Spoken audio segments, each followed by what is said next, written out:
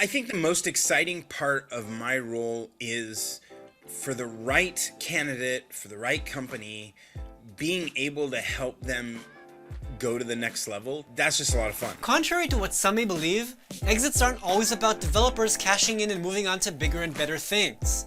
Oftentimes, selling your business is about doing what's best for your team and customers, accelerating your company, and staying on for the ride. I'm buying companies I know, with people I know, and being able to help them benefit from an acquisition, but also collaborate with them on roadmaps and product ventures and collaborations and everything else. That's a lot of fun. In today's episode of the Gamechangers, Chris Lema will share the 3 biggest mistakes he sees founders making in the acquisition process, plus why Liquid Web only look to acquire companies if their founders are interested in joining them as product leaders. Chris Lema's role at Liquid Web has to do with product and engineering. But since everyone knows Chris, when it comes to acquisitions, he's the person initiating deals with WordPress developers. It's my footwork, right? It's my legwork to go out and find the companies that match some of our criteria and bring them into the discussion. From there, once we have a general understanding that this is a good target, once we understand that generally the budgets look right, then normally someone in the company, which isn't me, will drive a lot of the due diligence. I normally participate in due diligence. I don't always lead due diligence. So my role there is to get into product roadmap, revenue attached to product. In recent years, Liquid Web have been acquiring WordPress companies at an astounding rate. I think we announced 4 acquisitions in the first 4 months of this year. So normally you do a lot of work so that you can close, one deal after another. Can you name some of the brands you've acquired? We acquired Restrict Content Pro, the events calendar, we did some tuck-ins of some add-ons to Restrict Content Pro, WP Complete, Cadence Theme, and then Iconic, which are WooCommerce extensions. Yeah. So several acquisitions. Are you frozen or is that only on my end? Oh, yeah. So from a seller's perspective, what does it feel like to be acquired by Liquid Web? So I don't know that there's a specific feeling that comes from getting bought by Liquid Web that doesn't happen if you're bought by anyone else. But I will say one of the nuances is that if you're bought by a private equity firm, you're likely being bought by someone who doesn't know the details of your business. When you're bought by Liquid Web or someone else in the WordPress ecosystem, you're likely being bought by someone who understands your product, understands your market, understands your customers.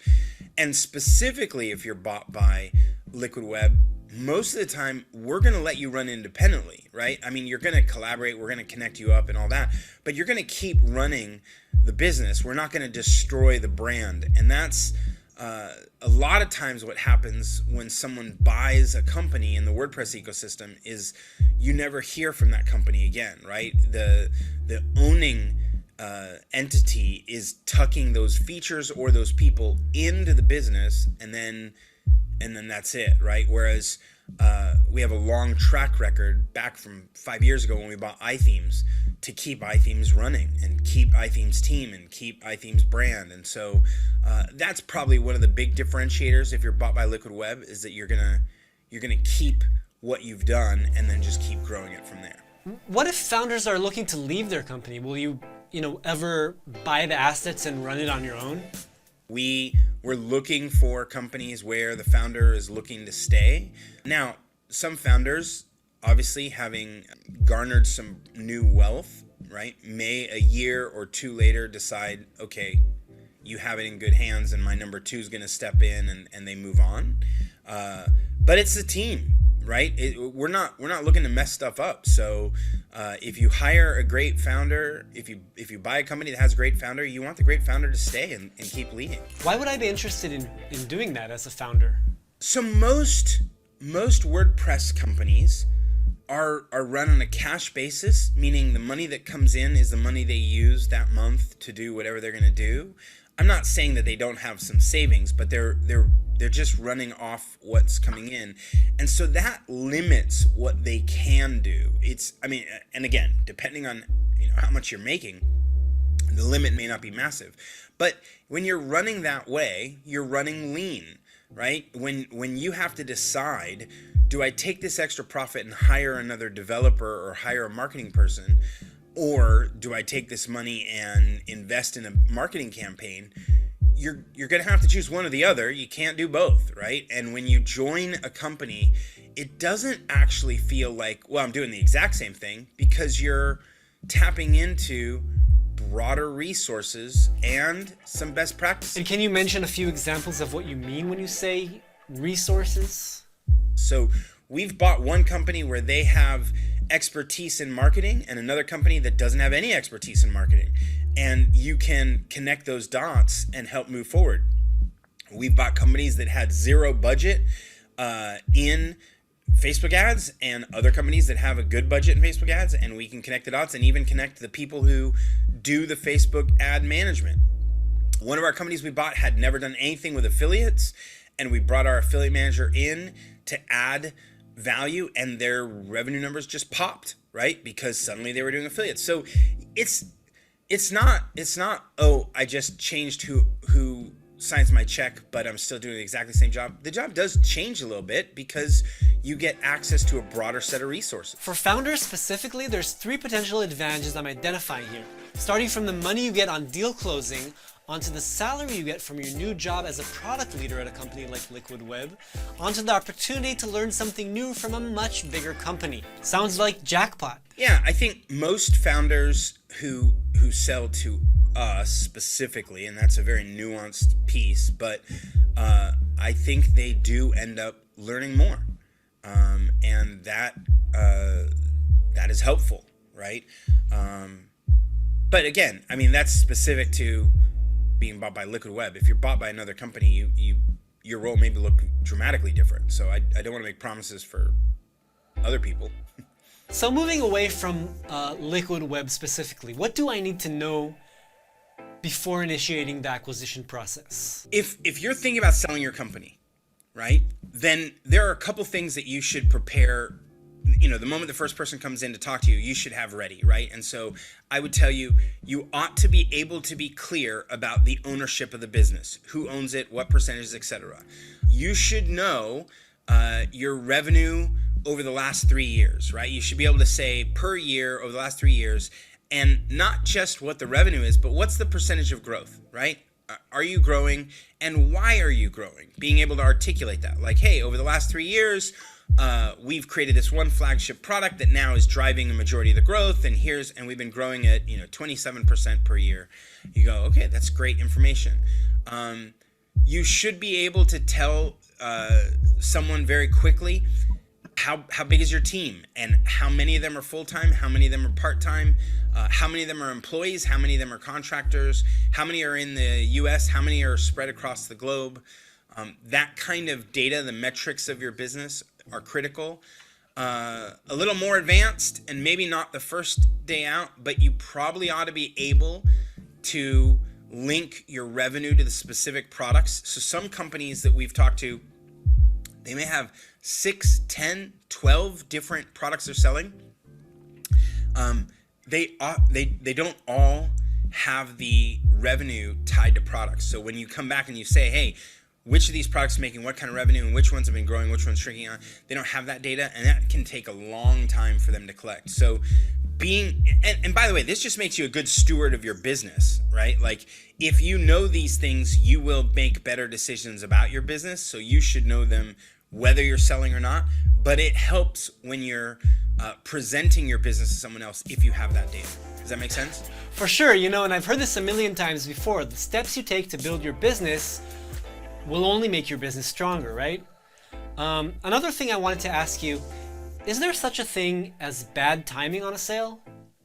Is there bad timing on a sale? Yes, right before you're about to grow.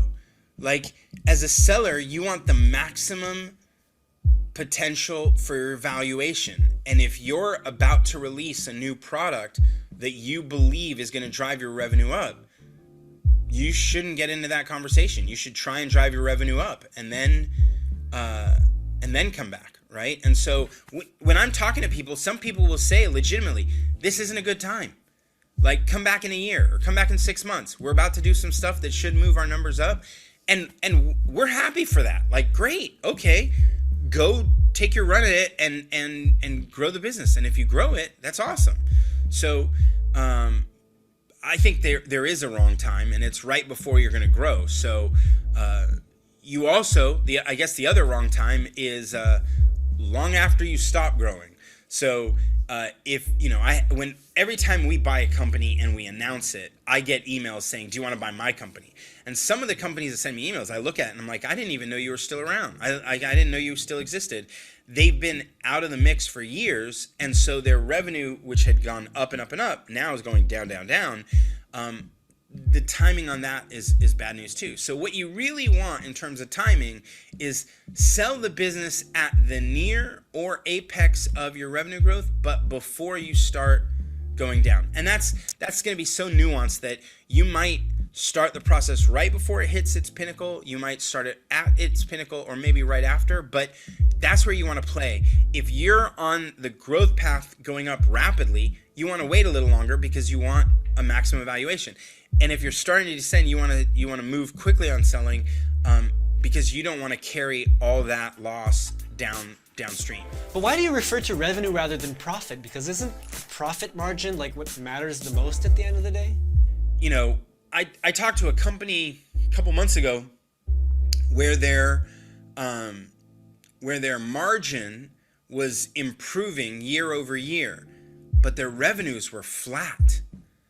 And if your revenues are flat, but you start talking to me about your margin, and your margin is increasing by 10% every year, blah, blah, and you go, that's great.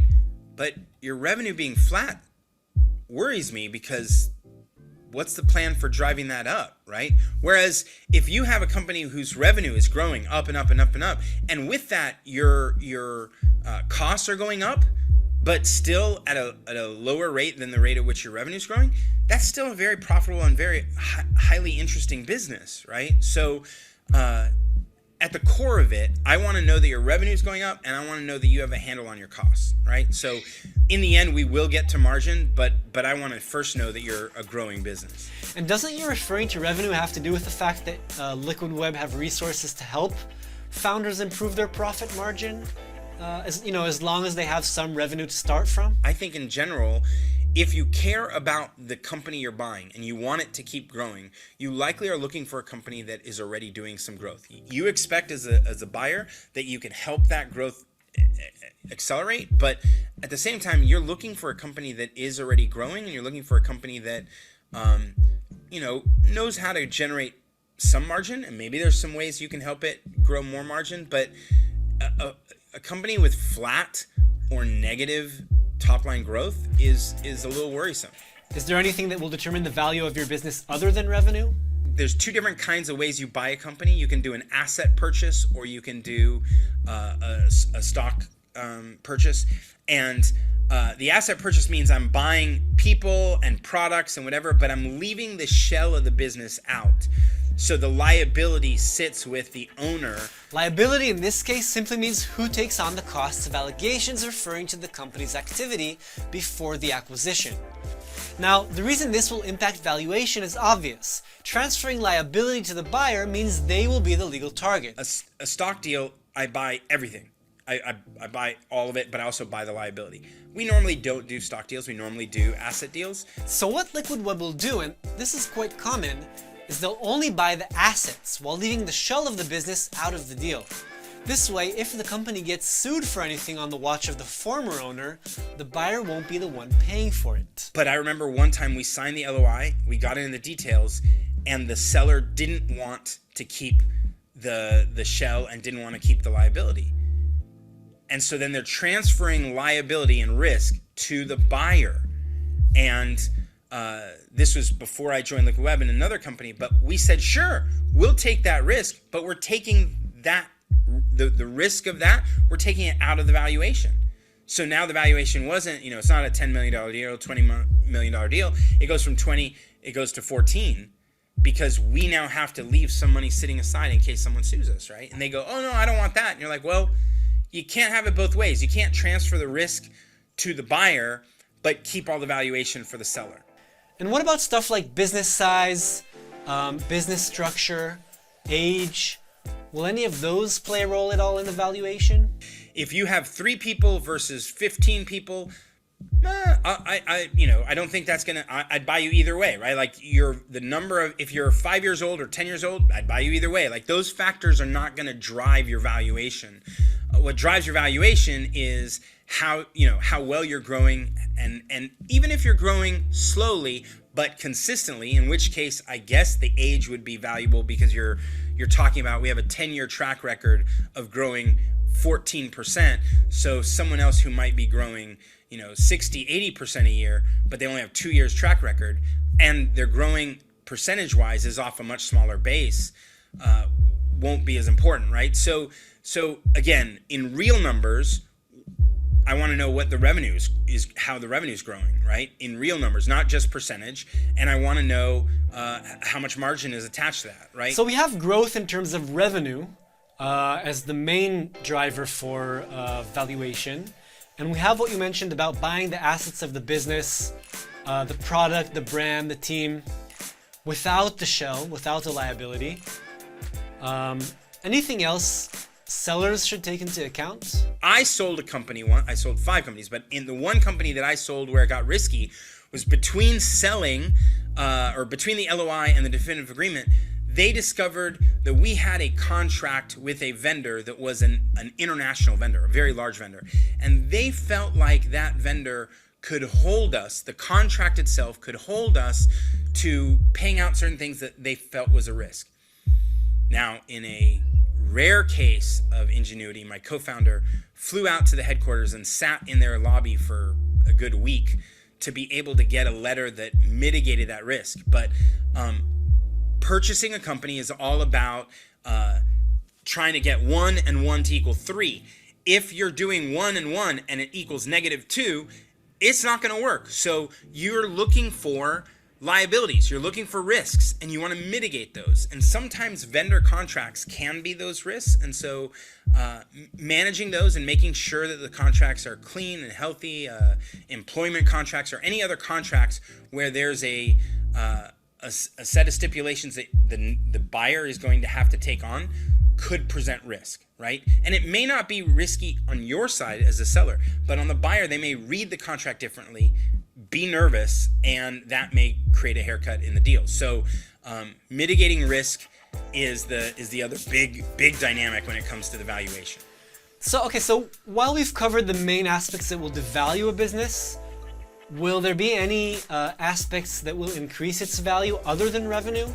Like, what about innovation? Will you ever buy a business solely due to innovation? I will say, when it comes to innovation, the dynamic, the challenge is whether or not it's real innovation and whether or not there's a barrier to entry.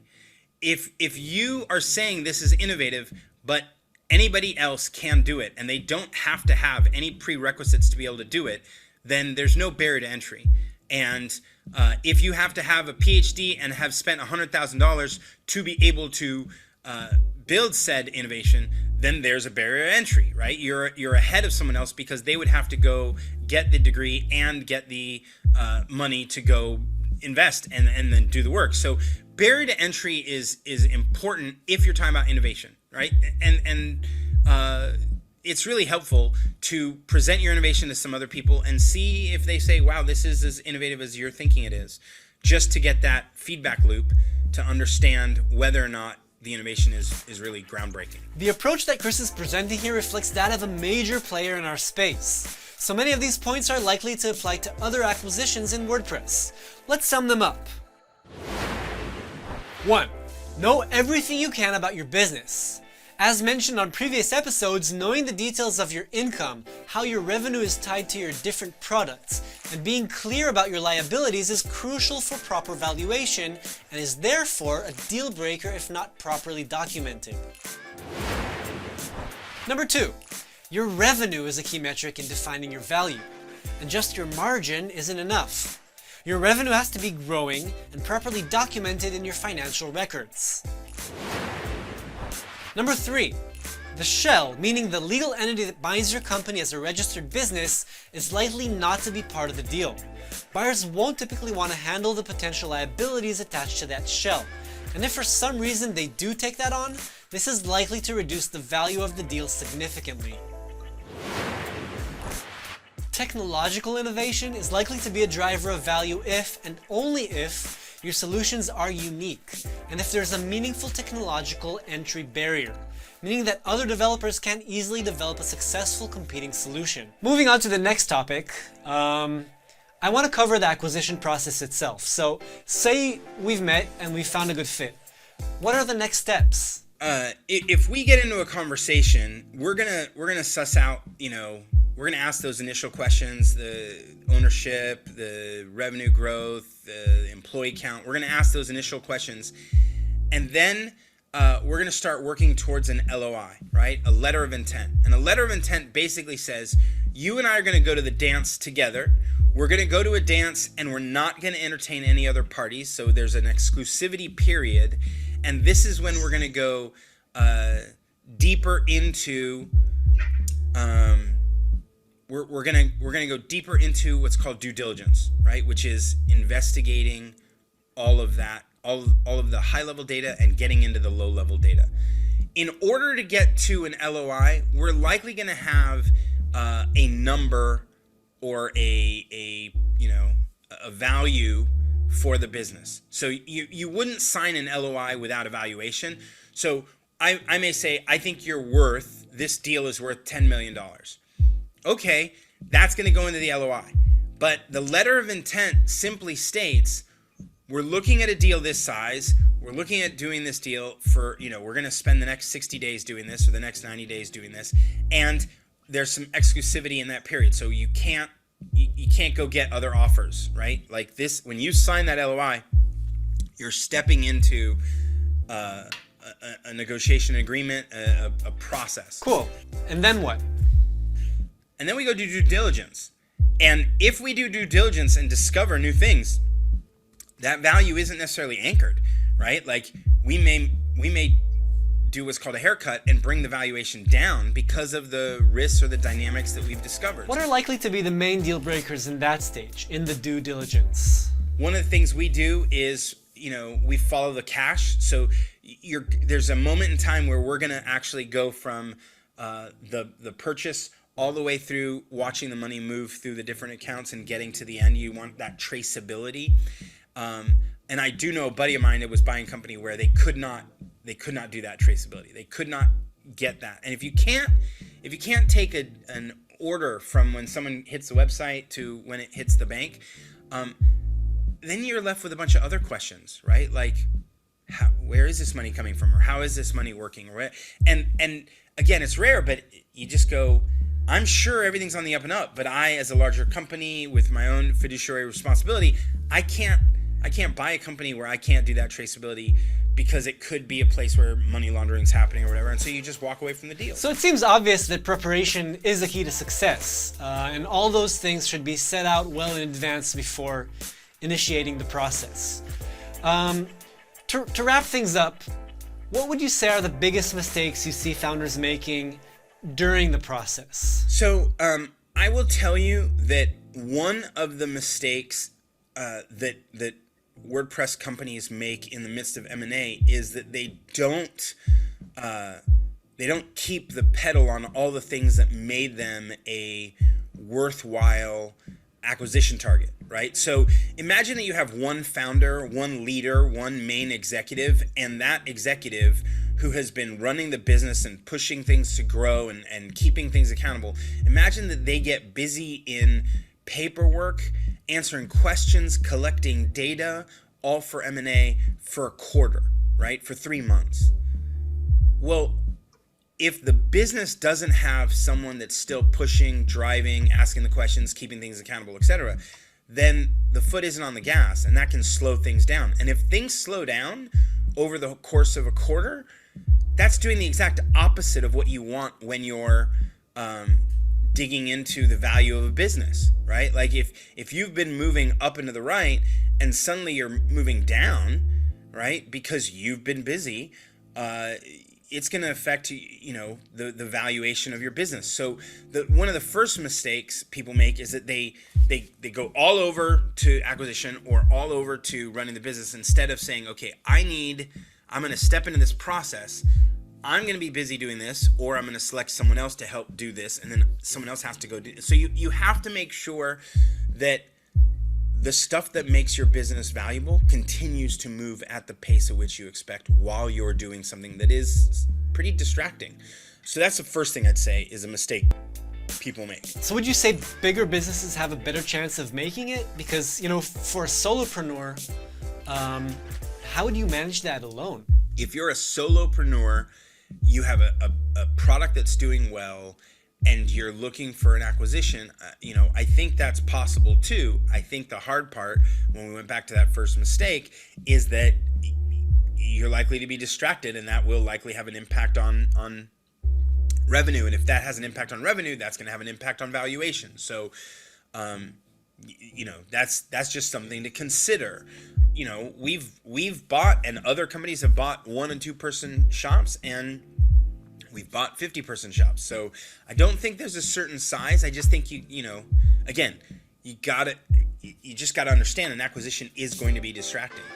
What's the second mistake? The second mistake is that companies do not understand what their real value is. And so they say things that are a little silly. We reached out to a company and we said, hey, would you be open to having a conversation about an acquisition? And they said yes, as long as you understand that our minimum is $10 million. And we said, well, that's fine. Like there's no problem. Like that number isn't, like they didn't say $2 billion. So it wasn't a crazy number. But then we said, but all things are contextual. Like we don't know how much revenue you're making at all. So can you send us your revenue numbers? Lightweight, like yearly. Like I don't even need quarterly or monthly. I don't need a breakout. I don't need a 3-year ramp. Just broadly, like what'd you do last year? And we had a banner year. We did 200,000 in revenue. And you're like, you did 200,000 in revenue and you want 10 million? Like you've been watching television too much. No, goodbye, right? The conversation ended. We were done. You can't solve an expectation gap that's that big. And so some people have, a number in their head and then they articulate it and they really are anchored to that number. And you're like, we're never going to get there, right? So I think that the mistake, right, is that if you don't really understand how valuations work, if you call your friend in San Francisco or Silicon Valley and you're like, hey, I run a plugin, but you play in the SaaS game, tell me what I should be valued at, their numbers, their metrics, and their multiples are going to look different than yours, right? So talking to people in the space and understanding what's happening and getting yourself an honest valuation is helpful just to set expectations on what the world you're living in is like. Third and final mistake before we say goodbye? I think one of the other dynamics when you're selling a company, right, is that you have this complex mechanism of ownership, right? And you don't mention it up front. So it comes out way later in the process. 2 examples of what Chris is mentioning is when former partners still own a big chunk of the acquired company, even though they've since moved on and aren't an active part of it anymore. Or capital raised through non-trivial fundraising agreements like convertible notes. Their fine print can drastically vary and impact the business ownership split after a liquidity event, such as an acquisition. We've gone to buy a company only to discover that one of the owners is also a part owner with another an outside owner for another company. We've went to buy a company where the owner is actually a minority share owner, and there's a lot of majority share owners that are silent partners that you have to dig into. Like all of those dynamics end up being way more complicated. So if you don't mention them up front, right, it becomes way more costly. And sometimes it's just you just end the deal. You're like, sorry, we can't make this happen. So being upfront and clear about the things that matter to the buyer, it is critical. And if you forget to mention that, oh, actually I have this kind of weird situation going on, it can burn a deal downstream, right? So you wanna be very, very clear about one of the questions we ask up front very, very early on is, what's the ownership dynamic, right? Oh, is it you and your wife, or is it you and another person? Is it a holding company? Is it you have 3 investors? It's a shared company rather than a sole proprietor. So we ask it up front. That's the time to talk about it, right? Up front. If you've enjoyed this video, stay tuned for the upcoming episodes of The Game Changers.